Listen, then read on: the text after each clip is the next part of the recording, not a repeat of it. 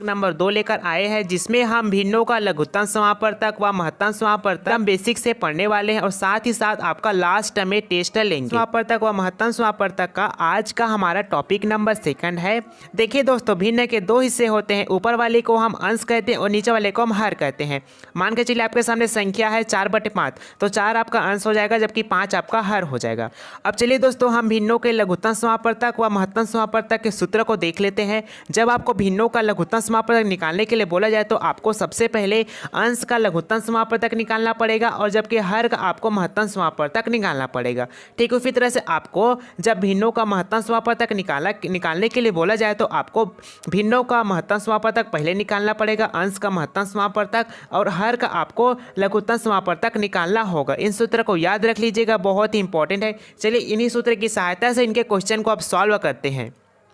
पहला क्वेश्चन ले लेते हैं। पहला क्वेश्चन हमारा है 1/2, 2/3, 5/6, 3/4 का हमें लघुत्तम समापवर्तक व महत्तम समापवर्तक निकालना है। सबसे पहले हम लघुत्तम समापवर्तक निकालते हैं। लघुत्तम समापवर्तक निकालने के लिए आपको क्या सूत्र याद रखना पड़ेगा? सबसे पहले हम अंश का एलसीएम यानी कि लघुत्तम समापवर्तक निकाल लेंगे और हर का हमें महत्तम समापवर्तक यानी कि एचसीएफ निकालेंगे। पहले हम अंश का लघुत्तम समापवर्तक निकालेंगे।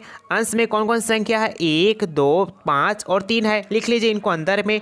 2 पे जाएगा 2 1 कम 2, 5 से नहीं जाएगा, 3 से नहीं जाएगा, फिर 3 पे जाएगा 3 1 कम 3, 5 1 कम 5। ठीक है, जो संख्या प्राप्त हुई उनको लिख लीजिए आपस में गुना के रूप में।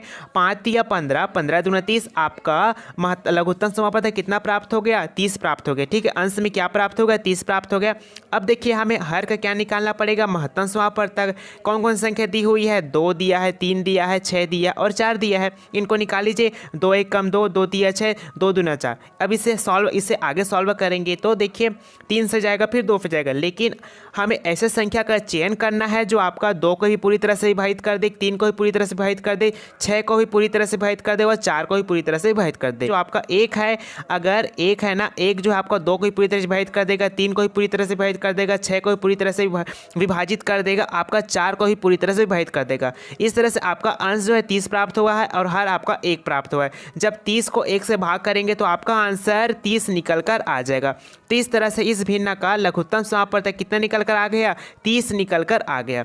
अब चलिए हम इन्हीं का महत्तम समापवर्तक निकाल लेते हैं। महत्तम समापवर्तक किस प्रकार से निकालेंगे? आपको क्या सूत्र याद रखना पड़ेगा इसके लिए? महत्तम समापवर्तक सबसे पहले हम अंश का महत्तम समापवर्तक निकाल लेंगे, फिर हम हर का लघुत्तम समापवर्तक निकाल लेंगे। तो निकाल लेते हैं। संख्या क्या क्या दिया है? 1/2, 3/3, 2/3, 5/6, 3/4 ये दिया है। संख्या अंश है तो अंश 1, 2, 5 व 3 को लिख लीजिए। 1 2 1 कम 2, फिर 5 और 3। अब इनमें भी हमें ऐसे संख्या का चयन करना है जो 1 को ही पूरी तरह से विभाजित कर दे, 2 को ही पूरी तरह से विभाजित कर दे, 5 को ही पूरी तरह से विभाजित कर दे, 3 को ही पूरी तरह से विभाजित कर दे। तो आपका कौन सी संख्या है? 1। अगर 1 को 1 से काटेंगे तो 1 बार में विभाजित हो जाएगा, 2 फिर 2 1 2 से भी, 5 से भी, 3 से भी, यानी कि 1 जो संख्या है 1 2 5 व 3 को ही पूरी तरह से विभाजित कर देगा। तो इस तरह से आपका महत्तम समापवर्तक 1 निकल कर आ गया। अब ठीक है, हमें हर का क्या निकालना पड़ेगा? अब लघुत्तम समापवर्तक निकालें कैसे?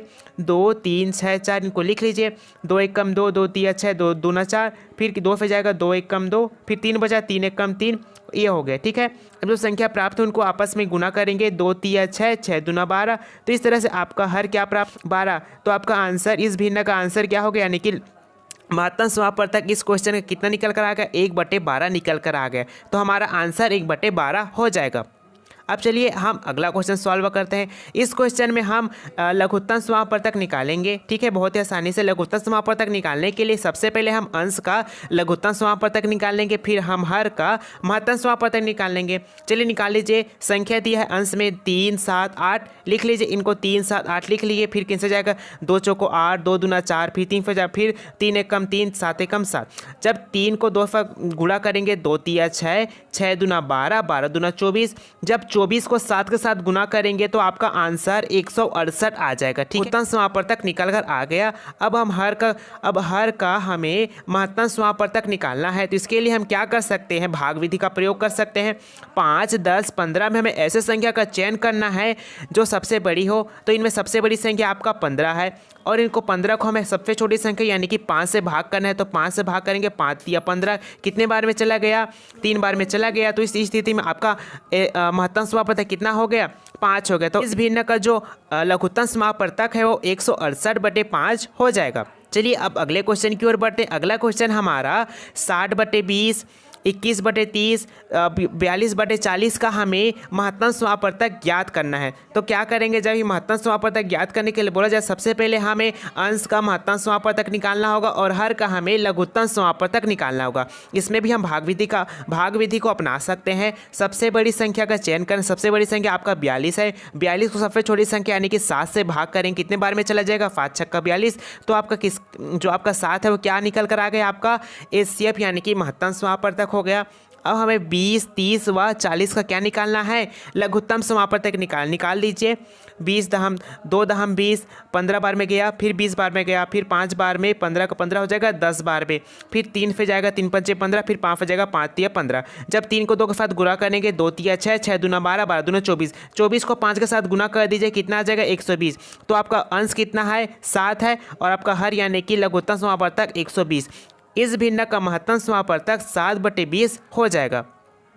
आपके लिए कुछ प्रश्न है, इन प्रश्नों को सॉल्व करके आप कमेंट में हमें जरूर बताइए। इसी तरह से और वीडियो देखने के लिए हमारे चैनल को आज ही सब्सक्राइब करें।